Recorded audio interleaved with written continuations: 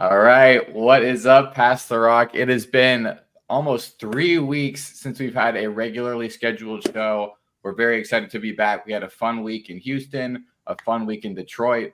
We're all back home. We're ready to get to it. The division breakdowns are done. The preseason is here. We're about 3 weeks from the NFL season. I can't wait. But first, let's roll the open. Could one of y'all pass the gosh darn rock? Hey, yo, I'm trying, I ain't lying, and hosting this will be Brian. Posting like Kobe Bryant, flying to see the pie. Hit the hezzy, we got Jesse, opinions get kinda messy. A fan of out of lefties, from football to racing jackies. He goes silly when he go deep, sheesh, his Zag's beaming. Teaming up with Jack, we stack the whole team, man. Pass the rock, don't stop the shot clock. Smack the slap shot, come on, now let's talk. Pass the, yo, partner, pass the rock. For real.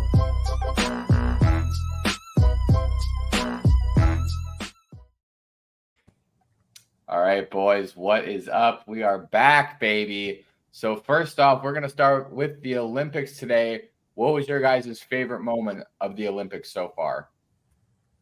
For me, it was absolutely the closing minutes of that gold medal basketball game. Oh my God.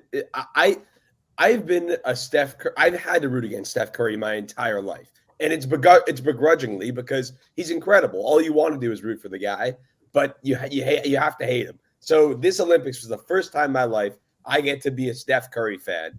And oh my God, it did give me reason to be a fan. That was unbelievable. And just that shot of the image of him fading away, being guarded by two defenders. And then there's the wide angle shot that shows Kevin Durant wide open for three and LeBron James wide open for three.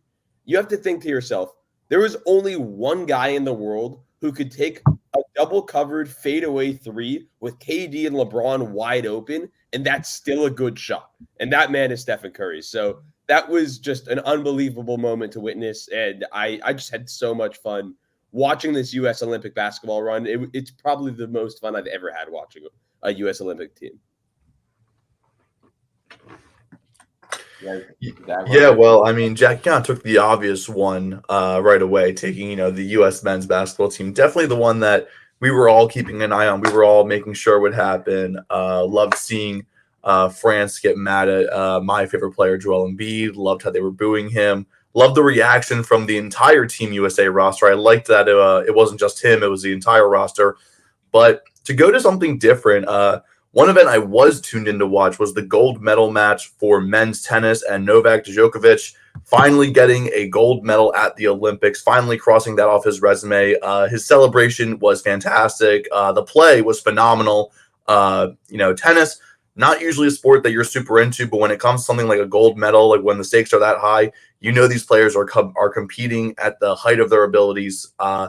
It was electric, honestly. Watching tennis was really cool. Honorable mention to just every time I got to see Katie Ledecky swim. She is an unstoppable force, and it is always fun to watch her because you think for a minute someone could catch up to her. You think it's going to be neck and neck, but then at the end, whether it's by a hair or by about the length of a pool, she wins. So shout out to Katie Ledecky as well, the GOAT of women's swimming. I saw a ridiculous screenshot where it was like her in the lane and you literally couldn't see anybody else in the pool. And it was just wild to see. My favorite moment of the weekend was definitely seeing the Canadian men win gold in the 400-meter relay, because Noah Lyles was talking all of that smack, saying, there's a big rivalry between you and Canada. And he was like, who? That's who, the gold medal winners. So love seeing that. Andre DeGrasse is now the most decorated Canadian in Olympic history. I think he also is now tied with Usain Bolt for the most track medals in like the men's section. So not all of them are gold, but he has a lot of medals. So shout out Andre DeGrasse.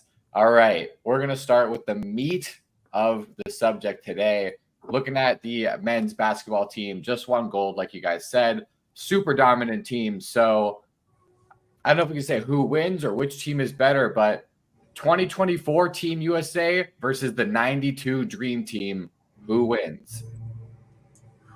Oh, I mean, as much as I loved watching this team, I think I still have to go with 92. And it's really because just the way that the 92 team utterly demolished their competition. Now, I understand that was an era where the world was not quite as much of a basketball world as it is today. I mean, I think they said there were 68 total international players. 68 total NBA players playing in the Olympics this year. So that's pretty an unbelievable number when you look at the USA team and you see that there's 13, 14 guys on Team USA, and there were 68 NBA players. So that's pretty unbelievable to think about. In those days, that number was not nearly as high. But still, that 92 team, it was the first time that NBA players were allowed to play in the Olympics. And they just came in and wiped the floor with just about everyone. And they just put the USA right, like they slapped the American flag up there saying, we are the best in the world, and you guys need to have a lot of work to catch up to us in this sport. This is our sport. So the utter dominance, just because of that, and of course the whole storyline that came with that team, and Michael Jordan and Scottie Pippen, and leaving off Isaiah Thomas and all that drama, I think you have to go with the legacy of the 92 team, as awesome as this team was. Jack? Jack, you really have an old soul, don't you? Really, going gung-ho. Brian would be proud if he was here to hear you say the 92 team. I'm going with the 2024 team. I'm going with the current gold medal winner. I'm going with the gold medal winners in this past Olympics. I'm going with the 2024 team. Going with the Avengers. I think a big reason why it's like, okay, the 92 team dominated. They were expected to dominate. I think they only played like a handful of NBA caliber players in their run to the gold medal. They were expected to dominate, and they did just that. They did exactly what they were supposed to. Now, you can argue, the 2024 team, they struggled a lot more against competition that you may not consider to be as strong. But let's be real. It's been 30 plus years since 1992. That 92 team, especially with Michael Jordan, changed the way that the world sees basketball and inspired this generation of talent. There's a reason why they were all able to step up to their competition. When you play for your country, nothing matters more. I'm not that surprised that it took a little bit more from the 2024 team to win. But, I mean, just this roster alone, if you look at the matchups, the 92 team can't shoot from beyond the arc. I think that's pretty clear. They're not winning a three-point contest by any means. Maybe the interior battle would be very competitive, especially you got Charles Barkley and Karl Malone going against guys like Anthony Davis, Joel Embiid, and Bam Adebayo. That definitely feels favored for the 92 team. But overall, I think I'm leaning towards the Avengers being better than the Dream Team. I don't know. I think the Avengers now in today's style of basketball, I think would also be better, mainly because of the shooting. But we were like 3 minutes away from not even having this conversation because Serbia had them where they wanted him, 13-point lead in the fourth quarter, and just could not get it together. So I think it's got to be the 92 team, though. Literally every single player on the team, I think, aside from Christian Laettner, is individually in the Hall of Fame. All of them are in the Hall of Fame on the team, but I think everybody on the roster is a Hall of Fame player. And when you look at this Team USA, the top is super, super Hall of Fame worthy. But when we get to the bottom, the guys like Derek White, Tyrese Halliburton, even Bam, Drew. I love Drew, but even Drew, like I would say at least 4 or 5, if not more, of these players are never going to even sniff the Hall of Fame. So just going off the resume and how great Team USA was in 92, I think I got to give it to 92, but it is close. If you just went starting 5 for starting 5, I might lean with this Team USA of Steph, LeBron, AD, KD, and Booker, or whoever's that last spot. I think I might go with this one 5 for 5, but the whole roster, I think it's 92 hands down. Jack, you got a little trivia for us on Team USA, so why don't we go to that? Yes, I do. All right. Can you name the top 10 all-time scorers for Team USA basketball? And, go ahead. All right. Let's start with the easy number 1, Kevin Durant. It sure is Kevin Durant, a 4-time Olympic gold medalist, Kevin Durant, in the number 1 spot. All right, let's go with the obvious number 2. Let's go with LeGoat, LeBron James. It is LeBron James, number 2, 3-time Olympic gold medalist. He didn't play this time around, but I believe number 3 will be Carmelo Anthony.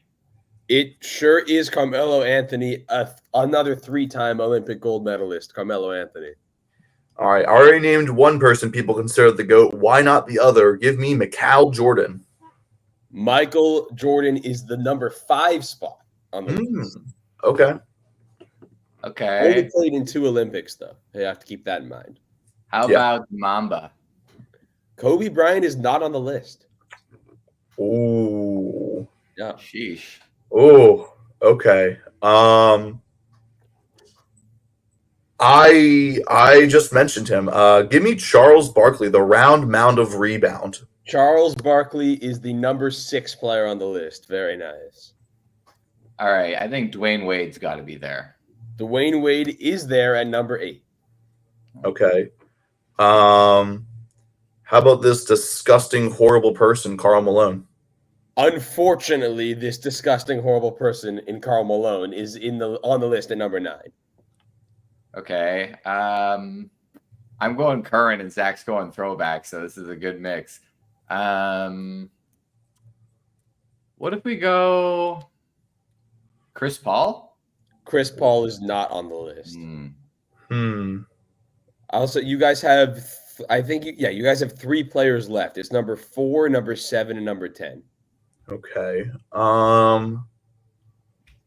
Feels like a long shot, but he did a lot of. He's done a lot of good stuff in the Olympics. I don't know how many Olympics he's been in though, so I'm not going to guess him. I was thinking of Curry, but I don't think he's been in enough Olympics. I think this was his first one. Yeah, this is his first one. Yeah, no, he's not going to make this list. You mean he did score a lot of points? He scored a lot of points, but I don't think it's enough to make this list. How about Michael Jordan's teammate on the Bulls, Scottie Pippen? Scottie Pippen is on the list at number 10. I was going to guess him next. Yep. I need to think of players who played a good amount. Who was the bigs back? Anthony Davis? Not Anthony Davis, no. I thought he played it. I mean, that was the last 2. I don't think he played in 2020. He did one in, I think he did 2016, and then he did this year. No, 2020 I think would have been right after the bubble, and I don't know. Yeah, anyway, he's not there. How about David Robinson? David Robinson is number 4 on the list. You literally took the words out of my mouth. Yeah, yes, sir. and a big part of that is he played in 3 Olympics, while a lot of these other guys only played in 2. Oh, okay. He played in 1988 when he was still in college. So before NBA players were allowed to play in the Olympics, David Robinson played. And then he was on the Dream Team in 92 and again in 96. Got a leg up. Okay. What about Ewing? Patrick Ewing? No, Patrick Ewing is not on the list. Ooh. I will say that this other guy on the list is a similar situation to David Robinson. He played once when he was in college, and then he was on the Dream Team. Ooh. Oh, so he's a Dream Team member. Yes. Don't think Leitner never played for the Olympics again. Don't think he was good enough. He was in the Olympics when he was in college. He came exactly. Yeah.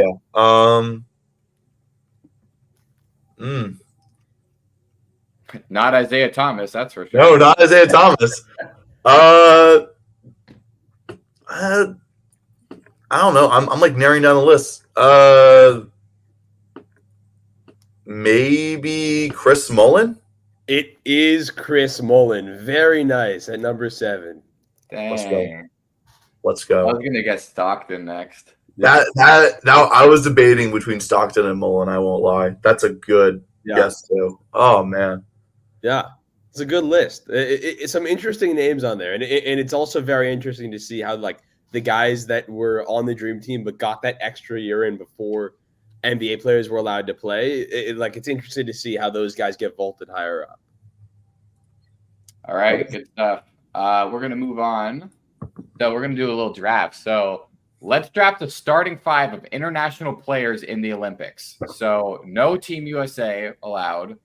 Although I guess technically Canada is not international for me, but whatever. So we're gonna do a starting 5 each. You know what? He hasn't been on the show in a while. We'll give Jack the first pick. All right.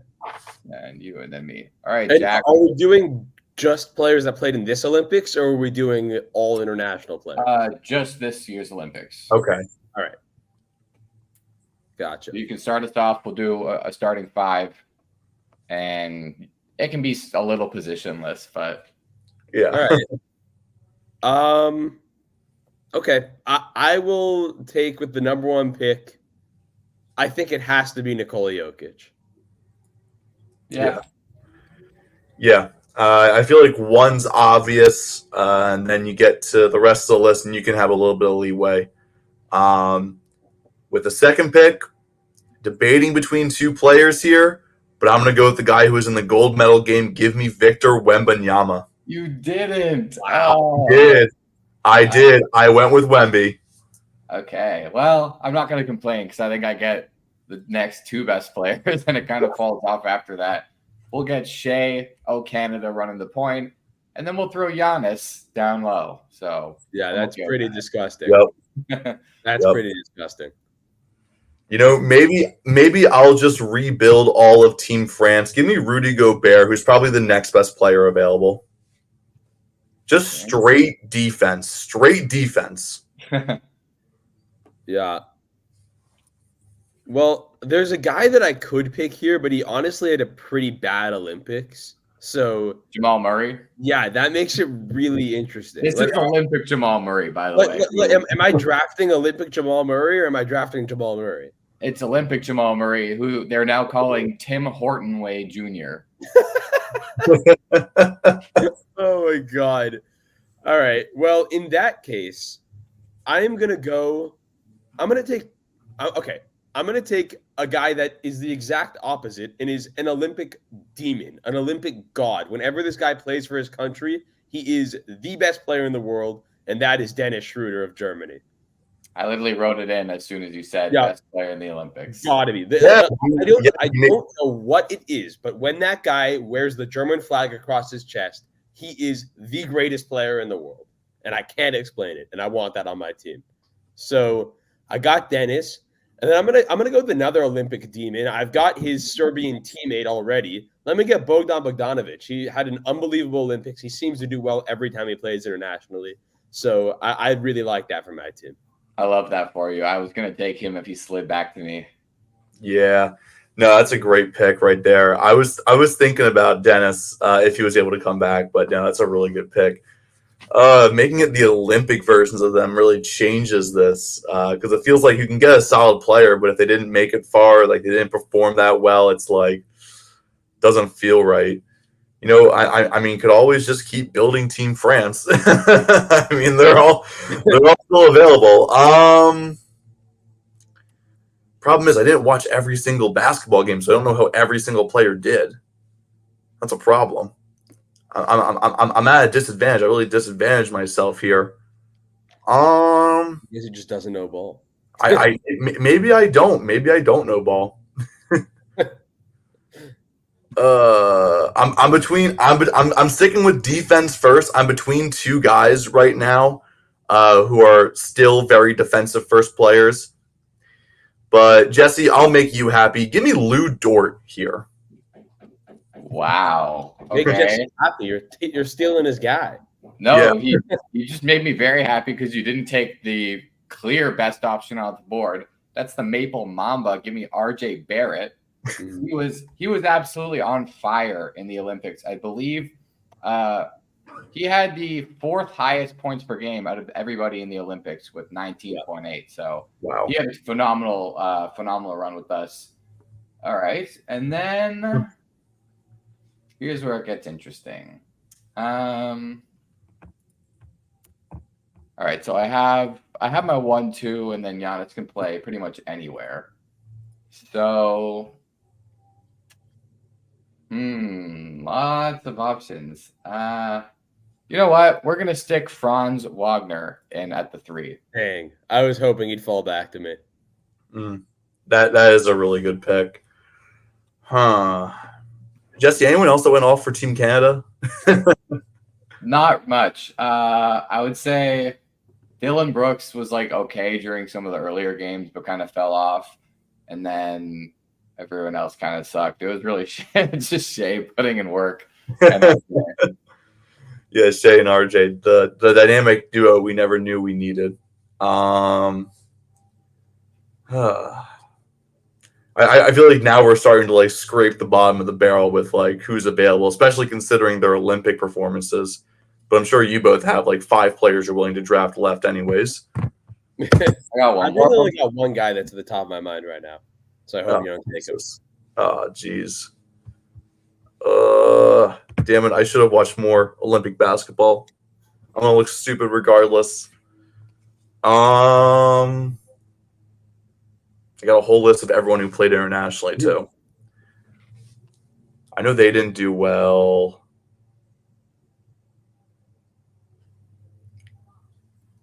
All right, you know what? Going back to the tried and true Team France, someone who I do know had a pretty decent Olympics. Give me Nick Batum. Yes. Oh, No. I thought you took the wrong Frenchman.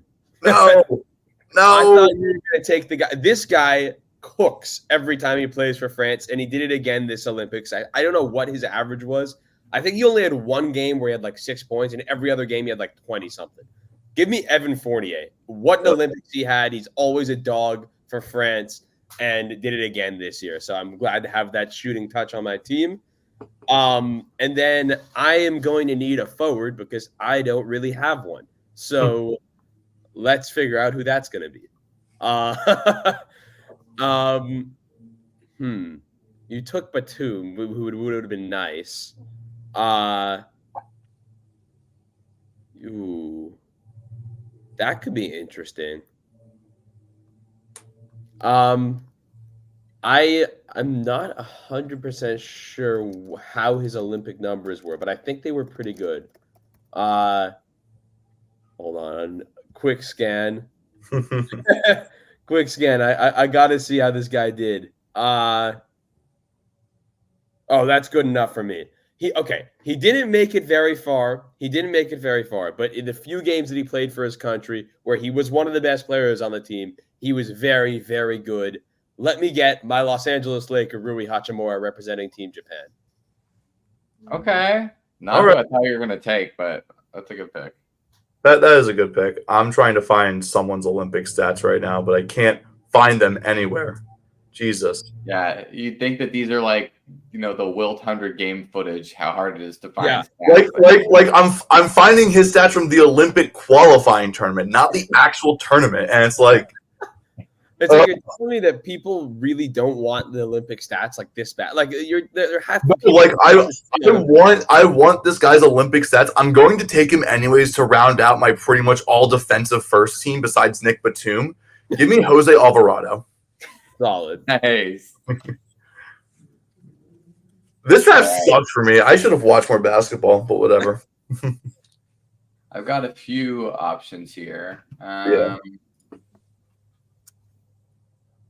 Oh, I feel like I win no matter where I go. I think my Yeah, team you is do. good right now. I mean, Shea and Giannis is just disgusting. It is. Shea, RJ, Franz, Giannis. And I guess I'll take a big man. And you know what? This guy absolutely balled out for his country. First time in the Olympics. Shout out former Los Angeles Laker, Wenyen Gabriel. Solid. Yeah, he had to go Olympics. I think I cleaned up either way. Being in the turn for the 3-4, like after Giannis, it just kind of drops off. So Yeah. Yep. Although I don't know, I feel like I got some good like Olympic baller gems. that's true. Since this is Olympic play, like Schroeder, Bogdanovich, and Fournier are like the big three. Yeah. So all right, good stuff. Let's move on. So we're gonna talk about some NFL preseason. Moving on to the Cowboys, one of many Cowboys topics for today. So CeeDee Lamb is currently holding out. Are the Cowboys cooked if CeeDee Lamb holds out into the regular season? Jack. I mean, I would say it depends on your definition of cooked. I think that they will definitely be a lot worse, but they also have a really incredible defense, and that's not going to change. That defense will be a rock for them all season. And even if the offense struggles with CD holding out or Dak being Dak or their lack of a run game, like that defense will at least keep this team around 500 in the playoff hunt. That to me is their floor with a defense that good. Now, is CD getting in there the difference between them being like a legit playoff team that teams are scared to play versus a middling team that might sneak in? Yeah, that's probably the difference. So I do think it is very important that the Cowboys figure out that situation, as in just pay the man. What are you doing? And yeah, I think that it should be a simple fix and a fix that needs to happen if they want to be a serious team. Yeah, I feel like I can say it once, I could say it a million times. The Cowboys will never win as long as Jerry Jones is their owner. He sold his soul for one of the Super Bowls. Said he would. I'm pretty sure he said to God that he would never ask to win a Super Bowl again if the Cowboys won like the last one of their dynasty or something like that. It's a real story. He told God, he's like, I will never ask for another Super Bowl. And what have they done in the past like 25 years since? Nothing. Anyways, that's unrelated. If Jerry Jones was smart, this would not be an issue. You are the owner of the Dallas Cowboys, one of, if not the most valuable sports team in the world. And you're telling me you can't keep all of your players happy? I understand the salary cap. I understand all of that, but you should be better than this. CeeDee Lamb absolutely deserves to get paid. And I don't think the Cowboys necessarily cooked. Like Jack said, they still have a rock solid defense. But if you don't pay CeeDee, you're not going to pay Micah. You're going to throw way too much money on Dak. And this team will be cooked in a year or two. I don't know. I think Jerry Jones said he was not worried because he kind of clarified. He said CeeDee would not be playing in preseason anyway because he's just good enough that he doesn't need to do that. So I think he said he wasn't feeling the urgency to get him signed so that he can be practicing in training camp and stuff. But if CeeDee Lamb, hypothetically, if CeeDee Lamb does not play the first half of the season, I think they're well under 500. Michael Gallup retired, don't forget. So the receiving options are now Brandon Cooks, who is a very good number 2, but he's never been a number 1. And Jake Ferguson should get a lot of work.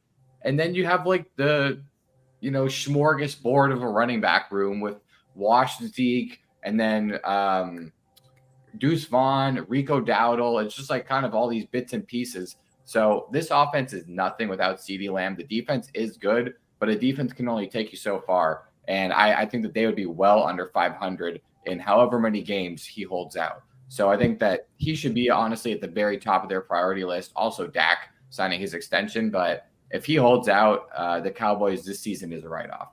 Yeah. Do y'all want to hear the unofficial CeeDee Lamb next team odds I just found? Oh, God. Don't tell me it's the Chiefs. Chiefs are favored at the most favorite at plus 500.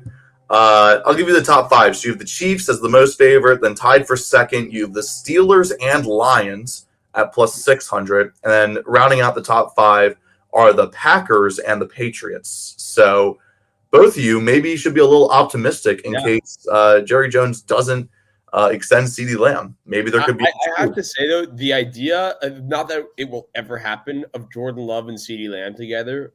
Oh, God. Yeah. Disgusting.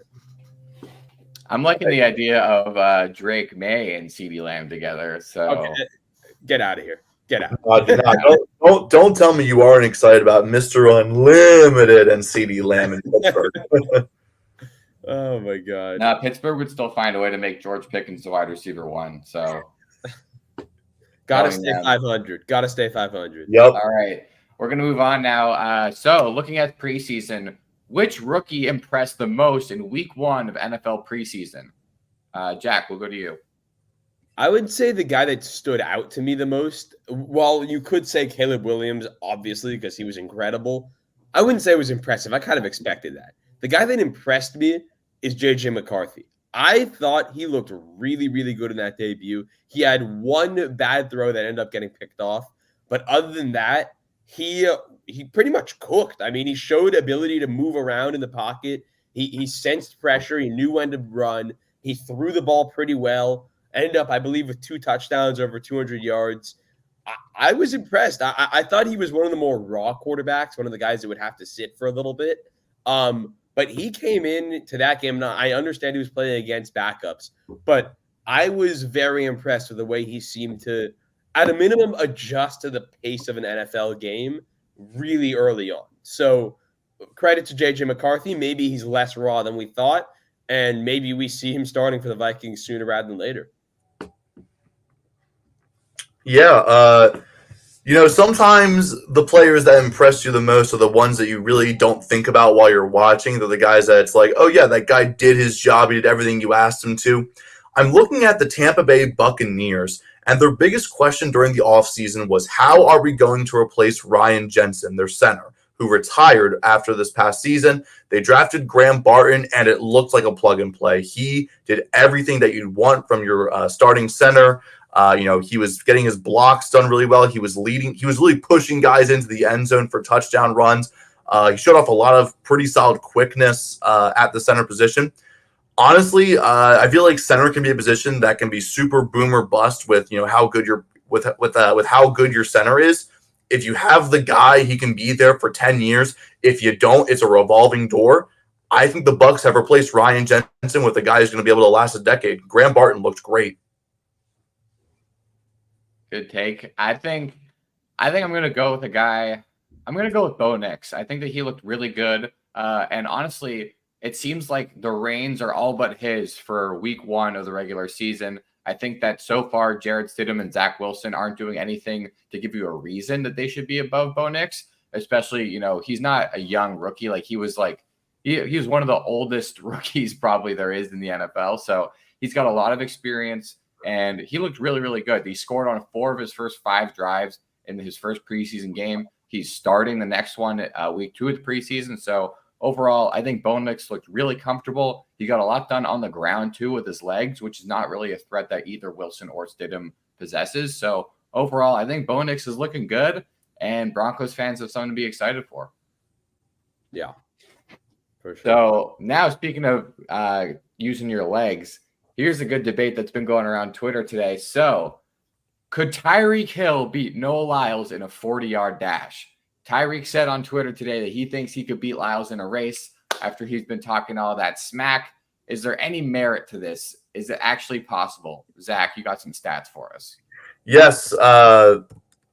Here's the stats as we know them. Tyreek Hill ran track and field in college, and in the 100-meter, he ran a 10.19 at Oklahoma State. This was back, however, in 2013-14. I would argue he's certainly faster today.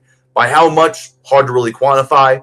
Meanwhile, Noah Lyles, to win the gold medal, ran a 9.79 to win the gold medal in the Olympics. So if it was those two individual races lined up next to each other, it would be Lyles easily by a mile. I think in the 100-meter, you might still pick Lyles. But if we're only going with a 40-yard dash, I think I'm taking Tyreek Hill in this one. I really think you're only talking 40 yards. 100 meters is longer than that. I think I'm going to go with Tyreek Hill. There's a reason he has the notoriety for his speed that he does. Noah Lyles talks a lot of smack. I'd love to see him back up. In a 40-yard dash, I'm giving Tyreek Hill the edge, but this is a pretty close race. Jack, what do you think? Yeah, I really like that take. I think at a 40-yard dash is the only place you can have a conversation.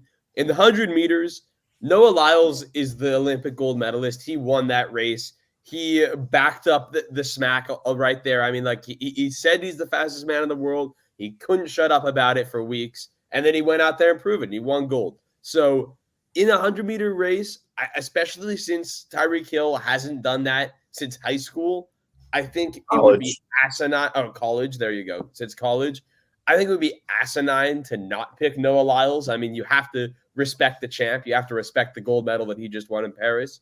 But in a 40-yard dash, I mean, we know what the burst of Tyreek Hill is when he comes off the line, the way he just blows by dudes that are guarding him. I think in a 40-yard dash, I might go with Tyreek. Like, I think it's pretty 50-50 because, of course, Noah Lyles is a professional. This is what he does for a living. He is a track runner. Tyreek Hill is a football player. You have to remember that. There are sorts of technique that can only be learned by playing the sport. And say what you want about track and field. It's just running. No, there is technique. There is a way to get the perfect jump off the line to win the race. So I think I would still pick Noah Lyles, but in a 40-yard dash, it would be a legit competition. I think Tyreek is fast enough to be in that ballpark. I think I'm giving it to Tyreek Hill, and here's why. A 40-yard dash is 36 meters, so it's about a third of the 100-meter. Noah Lyles is a fantastic finisher, but he has been known to get off to a rocky start. I think in the race that he won gold, he was like 4th or 5th place, off the jump.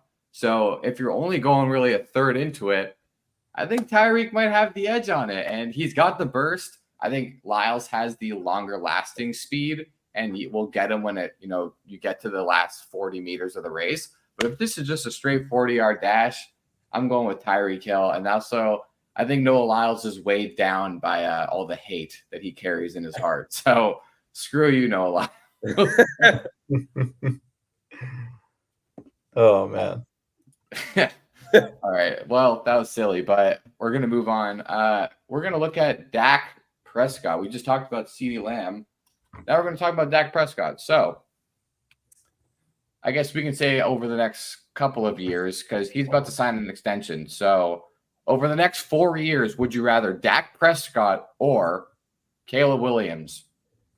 Jack. Caleb Williams, 100%. I don't have a single world where I would take Dak Prescott. I'm gonna go with Caleb Williams for the upside. Although I think that I place Dak a lot higher than Jack does. So this will be a very interesting would you rather. All right, Jayden Daniels. I'm not the biggest Jayden Daniels fan in the world, but at the same time, I do recognize his upside. He is an unbelievable runner with the football, and he has good arm strength. He needs to hone in his accuracy, but he has the tools to be a very successful quarterback. And to me, I'm a guy that's going to bet on upside every time when there is. And to me, I know what Dak is. I know Dak is a average at best quarterback, and I think Jayden Daniels has the ability to be better than that. So I personally would rather bet on Jayden Daniels. Yes, notorious better on upside, Jack Borak, big Kyler Murray guy here. This one's a lot closer. I think to me right now, Caleb Williams is the only quarterback prospect that I feel like can be on that superstar level out of the group. Not to say that the others can't be like superstars. I think their ceiling just might be lower. But like Jack said, Jayden Daniels does have a lot of upside. For now, I'm going to say Jayden Daniels right now. Yeah, average at best quarterback that was just top 3 in the MVP hunt for the entire year. But it was a down year for MVP, so it's okay. Kirk Cousins. Yeah, I mean, I think today these are like this is the range of quarterback that I think Dak Prescott is. I think if we're talking today, right now, Dak Prescott and Kirk Cousins are around neck and neck. But Kirk Cousins is 36 years old and coming off an Achilles tear, so you have to factor that in. And with those considerations, I would take Dak Prescott. God, you sound like an Eagles fan. This is easily Dak Prescott. I would agree that this one's easily Dak. I don't think it's close. Trevor Lawrence. I mean, I'm a huge Trevor Lawrence guy. This is easily going to be Trevor for me. I mean, I think Trevor's already better than Dak, and I think he's only getting better. So that's pretty simple. Jack, you better pass some of that Cali weed. I'm not nearly as high on Trevor Lawrence as some people are, but even then, regardless of how I feel on Trevor Lawrence, I still think Dak is the better quarterback right now, and I think he has the better future with this extension. Give me Dak Prescott. You said Jack's high on something, and it's not Trevor Lawrence. yeah, exactly. Jack's high on something, and it's not Trevor Lawrence. There, use that. All right. Well, speaking of what Jack's high on, Kyler Murray. Yeah, I mean, you guys know my feelings on Kyler Murray. I would take Kyler today. I would take Kyler tomorrow. I would take Kyler yesterday, and I would definitely take Kyler in 4 years from now. Jack, I'm curious because you already know my answer. Jack, where do you put Kyler Murray in like the top 10 conversation? I think he's borderline top 10. I think I would put him at like 10 or 11. Okay, you already sound crazy, but at least like this is your more reasonable of insane takes. So whatever. I'm going with Dak Prescott. I think I would actually lean Kyler on that one. Okay. But we'll go to another young guy, Anthony Richardson.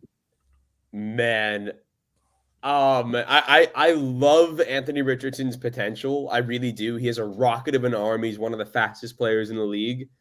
But I think I have to take Dak only because I'm so concerned about Anthony Richardson's injury risk, because this dude just does not know how to slide. He has no idea how to protect himself. We saw him playing only 4 games last year because he has no idea how to protect himself. And until he proves to me that he has learned in that department, he understands that he plays a really risky brand of football. And with a guy like him, it is incredibly important to protect yourself. I think until I can visually see that he's learned that, I can't take him. If Anthony Richardson can avoid injury and learn how to better protect himself, he can be a top 10 quarterback in this league. I fully believe that. But because of his injury risk and because of the limited sample size we have, and the fact that I guess I'm not as big on his upside because of the injuries, I'm going to go with Dak Prescott on this one. But I really hope Anthony Richardson proves me wrong. I don't know about that one. I think I would go Dak on that one. Another guy who's had some injury questions, Tua Tagovailoa. I meant to say Dak if I didn't say Dak. I meant to say Dak. Yeah. Oh. All right, next one, Tua. Well, if there's one guy that I am more of a hater of than Dak, it's Tua Tagovailoa. I don't like either of these guys. I think Tua is too big of a risk taker at the quarterback position and has the injury concerns. And at least while I may not love Dak as a football player, he has been, aside from his one freak injury, he has been a rock at the quarterback position. He's a guy that will show up week in and week out and give you solid quarterback play. So I would take Dak. Okay. I'm also taking Dak. I don't think Tua, for the offense that Tua has, he should easily be in like top 5 consideration every year if he uses weapons correctly. But the fact that he isn't just shows where he is as a quarterback. I feel like, like your offense as a whole can like kind of like push your rankings higher because of, it's like recency bias and how people view it. That hasn't happened to Tua for a reason. He hasn't played on a top 5 quarterback level like his offense is giving him the potential to be. So I'm taking Dak over Tua. I think I'd go Tua on that one. I don't know. It's a little close, though. No. Actually, you know what? I go Dak just because Tua's left-handed. I can't do it. All right. Nathan. I don't know if this is much of a question, but Jordan Love. Yeah, this is so easily Jordan Love. The Packers are so smart for getting that Jordan Love deal done before this Dak Prescott deal comes in. They just saved themselves a little bit of money. But yeah, I mean, the Packers were essentially faced with this situation, and they made the right call. So easily Jordan Love. Yeah, over the next 4 years, this is easily Jordan Love. All right, what about the yak merchant, Brock Purdy? This is interesting. This is really, really interesting because the Niners could potentially be in a position this summer where this could be an option that's on the table. And I know that sounds crazy, but in a world where Brock Purdy isn't mind-blowingly good this year, he is getting paid next to nothing, and they haven't extended him yet. If they feel that Dak Prescott is a significant upgrade, that is a move that they can make if Dak doesn't get an extension done with the Cowboys. So just throwing that out there into the universe. But I think I would probably take Dak. I think Brock Purdy is really good as a product of being a San Francisco 49er. I think he fits that offense really well. But I think if he were to leave that team and play somewhere else, you would see him struggle more with his lack of arm strength. I think the Niners do a really good job of disguising that with quick hitting plays. But yeah, I think Dak is a more well-rounded quarterback with just a better arm. Yeah, the long-term implications are what's going to make or break this kind of like it's gonna what's gonna make or break this pick, like how confident you are on what team they're going to be in the next 4 years. And I feel like Dak, you're like pretty sure he's gonna be a Cowboy, but even then, Jerry Jones is kind of incompetent, so he might get rid of him. And then Brock Purdy, he's on such a cheap deal. The Niners could just screw him over and send him somewhere else and avoid having to pay him. Looking at it just based on the type of quarterback I want to have, I actually am going to go with Dak Prescott on this one. I think Dak is a little bit better than Brock Purdy. I think Brock Purdy is definitely assisted a bit by the system he is in. I am leaning towards Dak Prescott for this one. I like it. All right. Last big name, and then we got a few I'll loop together. Jared Goff. I'm taking Jared Goff. I love the development that I've seen from Jared Goff ever since he's become a Detroit Lion. He's taken steps that I didn't think were possible for him. I thought we sort of knew the kind of guy that he was going to be when he was a Ram, just sort of a round league average quarterback, not going to kill you, also not going to go out there and win you a game. But ever since he's gotten to Detroit, he has done those things. He has gone out there and won them games. He has been the reason they've been successful at times. And of course, he has a really talented team around him. But you can't discredit what Jared Goff himself has done for the Detroit Lions. He's earned himself the status as now their franchise quarterback there. He's not going anywhere anytime soon. And I think I would take Jared Goff. I think he elevates his team more than Dak Prescott does. I'm also going Jared Goff mainly for the over 4 years part of this question. Jared Goff's contract relative to the quarterback market is so team friendly. It's a really good deal for the Lions. I think both of them are very talented quarterbacks, but the fact that Dak is rumored to make $60 million a year, he is not worth $60 million a year. The only quarterbacks you can justify paying $60 million a year is like Mahomes, and you can make an argument for Lamar Jackson right now. That's about it for $60 million, not Dak Prescott. So because of the long-term implications of a 4-year process, I'm going Jared Goff. Wow. All right, and I'll group these last three together. Jalen Hurts, Justin Herbert, Joe Burrow. Are you taking Dak over any of those? I mean, the closest one would be Jalen Hurts. There's no way he's remotely close to Burrow or Herbert in my mind.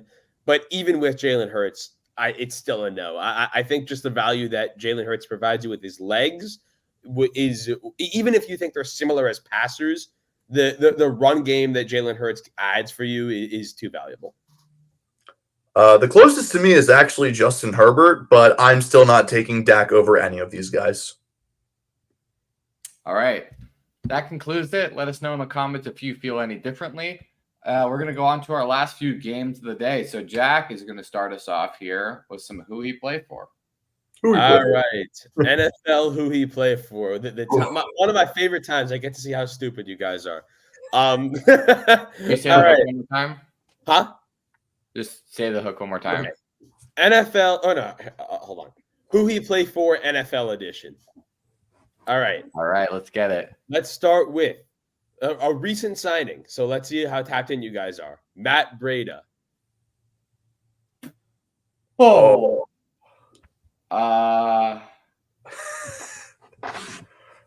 The Giants?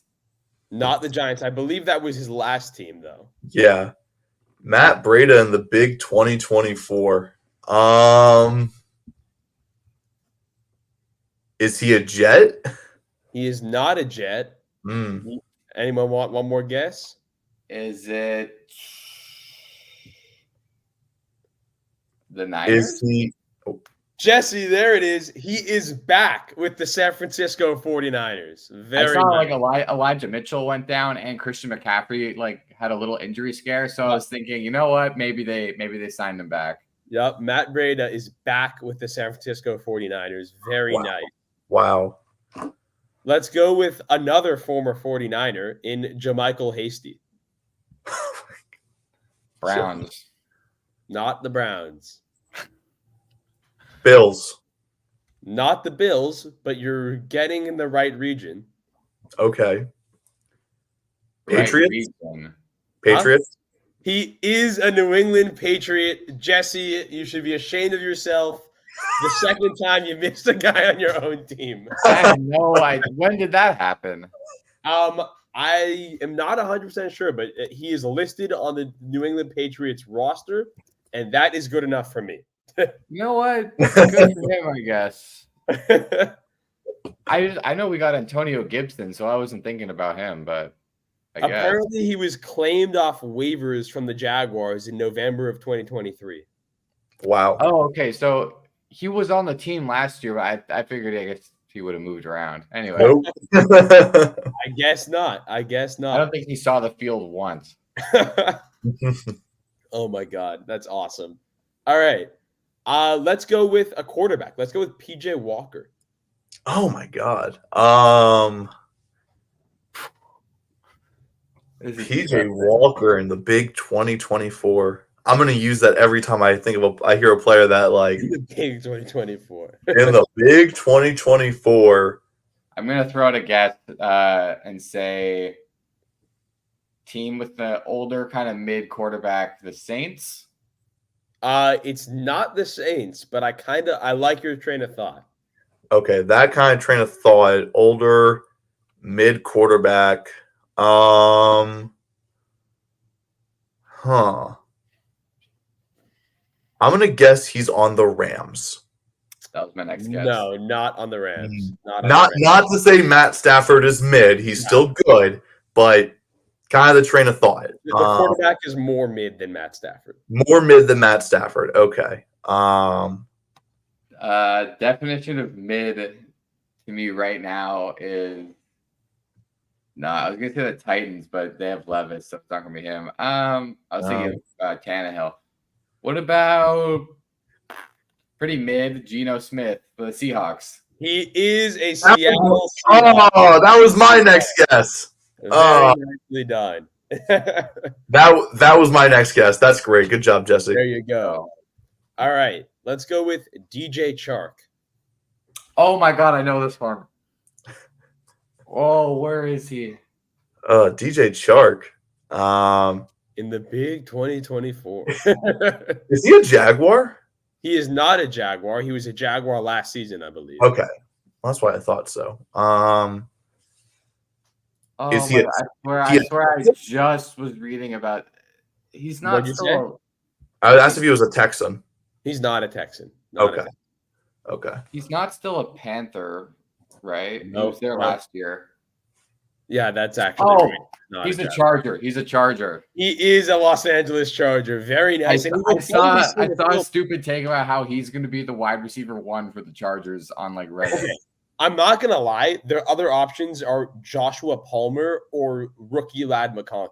So, like, or Quentin Johnston. Like, I mean, there's a real world where he's the wide receiver 1 for the Chargers this year. No, I am rooting for Lad. I'm rooting for Lad. I really like Lad. Lad is good. Yeah. Lad is definitely good. All right, let's go back to the well of mediocre running backs. Let me get Deontay Foreman. So he was the Bear last year. I don't believe he's still there. Did he join the Panthers? No, he was there not that long ago, but he's not. He was there before the Bears, Yep. right? Um, What'd you say? Atlanta? No, not Atlanta. is he in Tampa? No, not Tampa. Not Tampa. Cleveland? Cleveland. There you go. He's a Cleveland Brown. We did I recall because we were looking at the depth chart of the Browns. We did the AFC North draft like a week ago. Or whatever. Yeah. There you It was go. rough. Very nice. All right. One last player, and this one is pretty interesting. I like this one. Allen Robinson. Oh, I feel like I should know this one actually. He was on the Rams and Steelers last year. Mm-hmm. Wait. Is he a Raven? Not a Raven. Oh, I thought I had that. I like that guess. He's not still a Steeler, right? Say again? He's not a Steeler still, right? No, he's not a Steeler still.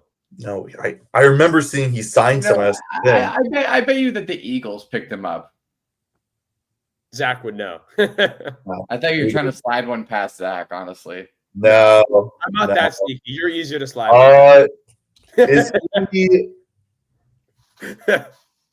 he a Jaguar? No, not a Jaguar. Although that Is would he be fun if he went back there. It would be funny. Is he a Titan? Titan? No, not a Jet. Oh, Is he's he a a- Giant. He is a New York Giant. Very, very nice. I don't know why I should have known that because I've looked at the Giants' depth chart a good couple of times and he was there. No, but there you I go. think of Wandale Robinson when I look at the Giants, not Allen Robinson. Yeah. Hey, who knows? Maybe he has a resurgence with Daniel Jones. Maybe. All right, Zach's gonna take us away with our last segment. Yeah. Also, one more I was thinking that you would ask, Jack, just to try to get one by me. Quez Watkins is a Steeler. I was going to try to get that by you. Maybe. Maybe. Anyways. All right. Over under Madden ratings. So let's start. CJ Stroud over under 83 overall. Okay.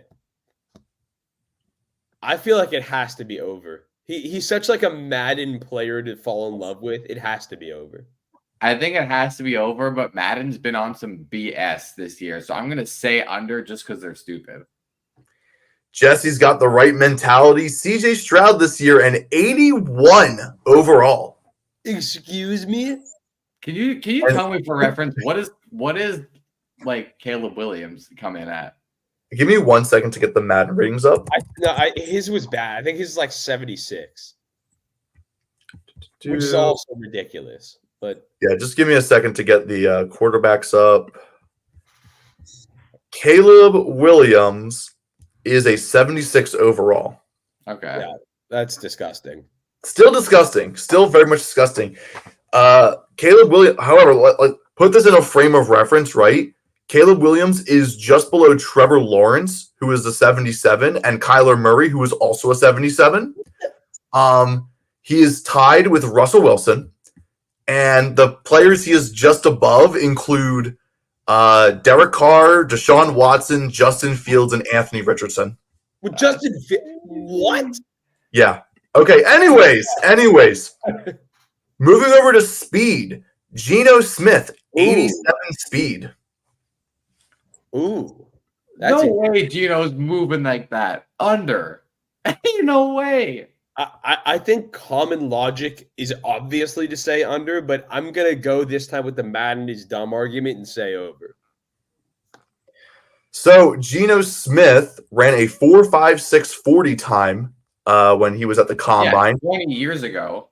His speed rating is an 89 in Madden 25. What?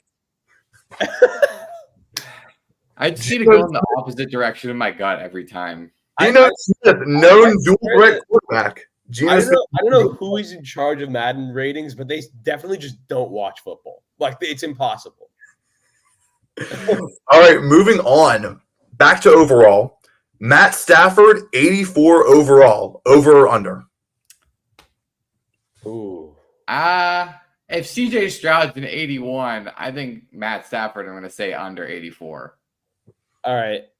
I don't know. This is probably stupid, but I'm going to have faith in Madden. I personally would have him higher than the 84 overall. So I'm going to be dumb and put faith in the Madden developers and say it's over. Jack, your faith was placed wrong. This is the closest one we have, by the way. Matt Stafford is an under. He is an 83 overall. Oh, my God. That's crazy. Yeah, that's the closest. That is the closest one we have, I'm pretty sure. So don't worry, it's not going to be +1, -1 anymore. Moving on, Derrick Henry, 92 overall. Ooh. He's always a beast in Madden. I'm going to say over. Yeah, I'm going to ride with Jesse. I can't imagine that Madden would have Derrick Henry lower than that. Derrick Henry, let's ride to a 94 overall. Yeah. Solid. All right. Kyron Williams, 88 speed. Oh, speed. I'm going to say over because if you're telling me Geno Smith is faster than Kyron Williams, I'm literally leaving the show. I am going to say under because it's such a Madden thing to do to tell you that Geno Smith is faster than Kyron Williams. Jack is thinking the right way. Kyron Williams has 86 speed in Madden 25. By three? Geno Smith has 3 points higher than Kyron Williams in Madden 25. He's out of here. All right. What are we doing? What are we doing, Matt? Like 89 on Geno Smith versus the guy who had like 1,300 yards last season? We have 3 more. Back to speed. DK Metcalf, 94 speed, over or under? Ooh. You know, Geno Smith is probably faster than him too, according to Madden, but I'm going to say over because I think he's faster than that. I don't know. DK is pretty fast, but 94 is a high number. Like 95, I would have guessed DK speed is like 91, 92. So I'm going to say Madden has him where I think he should be. And I'm going to say under, but I don't feel good about it. Madden developers really liked that chase down after that interception in that one game. DK Metcalf, 96 speed. Wow. He's got to be a cheat code in the game. 96 speed at that size. And also with a solid quarterback in Geno Smith, Seahawks are going to be a fun team. With 89 speed Geno Smith. 89 speed Geno Smith. I'm pretty sure Kenneth Walker has over 90 speed, and then DK Metcalf with 96. The speed option and all go route is going to go crazy. Oh my God. Anyways, back to overall. Last overall, Zay Flowers, 83 overall. Ooh. That feels like right on the money. That's really tough. I'm going to say it's under. Yeah, my gut is telling me under. That doesn't feel like one of those guys that Madden would pump up for no reason. So I put 83 overall because that's where I think would be like the perfect rating for him. Madden gave Zay Flowers an 85 overall. Whoa. Yeah. Wow. 85 overall for Zay Flowers. I mean, he's good, but that is high. I don't think it's even that bad of a rating. I'd rather him be a little overrated, but like 85, I think is more like 84, 83. But yeah. It's not a bad rating, but it is a bad rating when CJ Stroud's an 82 or whatever. Like, Jesus. That's right. CJ Stroud, 81 overall. Zay Flowers, 85. It's like, where is the logic here? God. I maybe I'll just get your reaction by reading off the top 10 quarterbacks in Madden. But we'll do that after. This is the only one that's not speed or overall. Travis Kelce, 91 jump. It's Travis Kelce. Or sorry, 91 jumping. Yep. It's over because it's Travis Kelce. That's yeah, I don't know. Madden did this weird thing where they say that the ratings are based on the previous season. But Travis Kelce did not have that great of a year, and yet he's still somehow in the 99 club. In the big 2024, Travis Kelce's a 99. Like, he should seriously be like a 94, 93 maybe. But it's Madden. They love to glaze the Chiefs. So he probably is a 96 jump or something. You know what? But before I give you guys the answer, Jack, do you have a guess for his jump rating? I have to go for a number. 99. Just give me a guess. 97. You both overshot a little bit, but it is over. Travis Kelce has a 94 jump in Madden 25, which makes no sense to me. Anyways, do you guys want to hear the top 10 quarterbacks this year? Because it's an interesting list. Oh my God. 4, Sure, 5, 6, 7, 8, 9, 10. All right. Coming in at number 10, we have Kirk Cousins at an 84 overall. I mean, the rating is okay. The rating's okay, but keep in mind, between CJ Stroud and Kirk Cousins, you have Aaron Rodgers, Matt Stafford, and Jared Goff. I am not putting Kirk Cousins as his top 10 quarterback in Madden personally. Yeah, I mean, all three of those guys I would have ahead of him. So, All right, moving up to 85 overall. Number 9, we have Brock Purdy. 85. 85 for Brock Purdy. 85. That's a little high. I think it's a decent rating. This one, I think, is 1 or 2 points too low. Coming in number 8, 86 overall, Jalen Hurts. I honestly don't think that's that bad. I don't. It's not awful. It's not awful. I'd rather be like 87, 88, and we'll get to those 2 quarterbacks in that range too, which we'll get to. Also, Jalen Hurts is the lowest rated quarterback with an X factor, if you care about X factors. Care that they're so number 7 at 87 is Justin Herbert. 6 at 88 is Tua. Tua. Excuse me? Tua is an 88 overall in Madden 25. Like a 77. He did lead the league in passing yards last year. Oh my God. 88 is asinine. Which is why I think that Hurts should be higher. I don't think Hurts should be higher. I just think Tua should be way lower. Okay. Known top 5 quarterback at 90 overall, Dak Prescott. Are you? Oh my God. Oh my! He had a good year too. Like it's not that crazy. He had a really good year, and I think I'm not putting him top 5, but he did have a really good year. That should be an 84. I love your thinking.